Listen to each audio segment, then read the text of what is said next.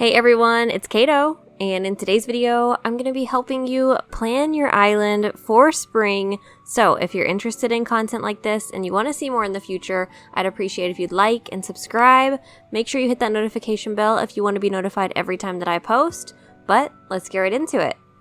So one of my favorite parts of designing is actually the planning aspect of everything. And if you've been here for a while, you know that when I go to plan an island, I always create a mood board for that island. So that's what we're going to be doing today. I'm actually going to be doing 2 different mood boards, and I'm going to include all of the codes for the patterns that I'm using down in the description. So if you would like to use these same themes on your island, or if you just want to take parts of them and apply them to your island, all of that will be down below. So I wanted to do 2 different theme ideas for springtime because we are going into spring. I am so inspired to work on a spring island right now. I've been seeing so many amazing codes. Honestly, there are so many more mood boards that I want to make, and I would love to know if you have any specific mood boards that you would like to see if I did some more videos like this. Leave those down in the comments below. This first one that I'm doing is a yellow spring vibe, but it also has some farming elements as well.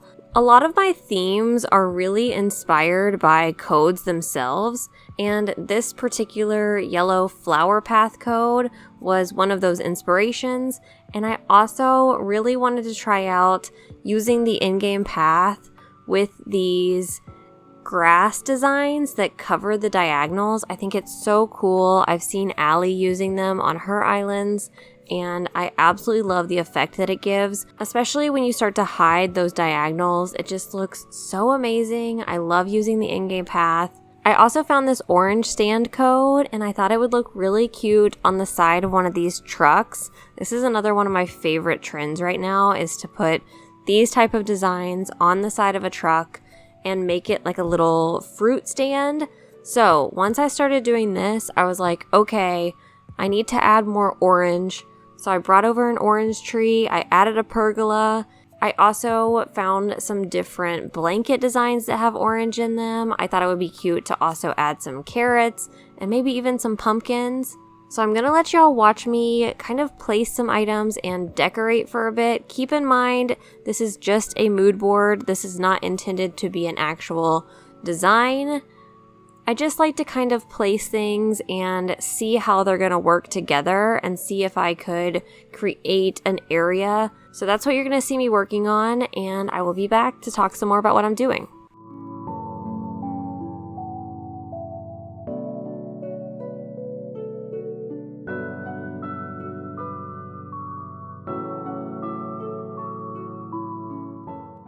Alright, so I've placed down a bunch of different blanket designs. I've added in some flowers and some other items as well. I really love the yellow park fence here. I want to make a playground area so bad using this yellow park fence, and I think this would be the perfect island to do that on.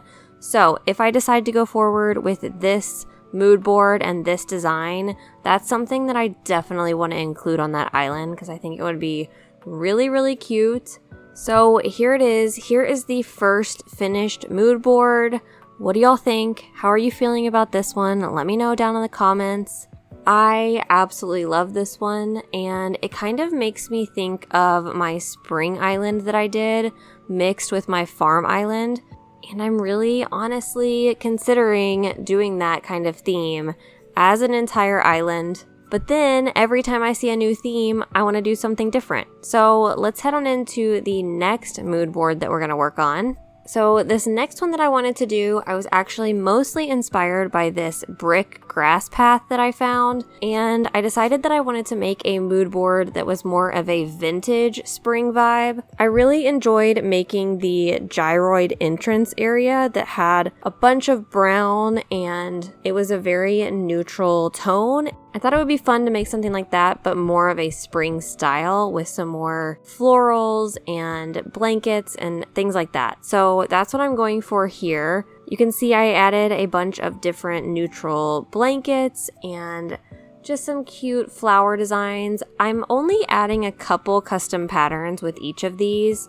Obviously, if I turned either of these mood boards into a full island, I would have to go look for more patterns and more designs to use, but I just kind of wanted to have a base, have a start, and something for y'all to use if either of these are themes that you want to try on your own island. So once I finished placing down the patterns, I decided to grab a bunch of different items that I thought I would want to work with, and you're going to see a theme here. There is a bunch of brown. That's one thing that I really enjoy doing, is just kind of picking a color scheme and sticking with it with the different items I choose. I feel like it makes everything feel very cohesive.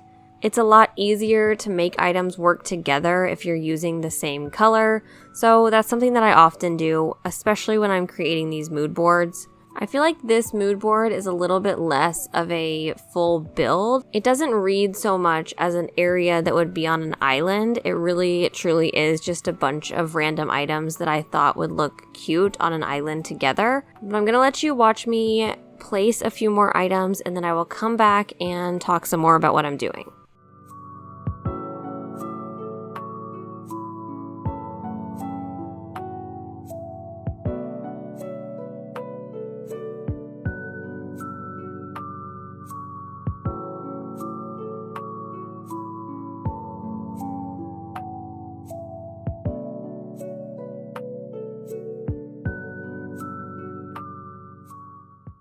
Alright, so I've got most of my items down here, and the last thing I want to do is add in some flowers, and I chose white tulips and white mums. I feel like they were the most kind of vintage looking, very neutral vibes here. This is obviously a very different look from the last mood board that I just created, but I do think it still reads very much spring. So here is the final vintage spring mood board. I love this one too. Honestly, I wish I could do all of these as different areas on my island.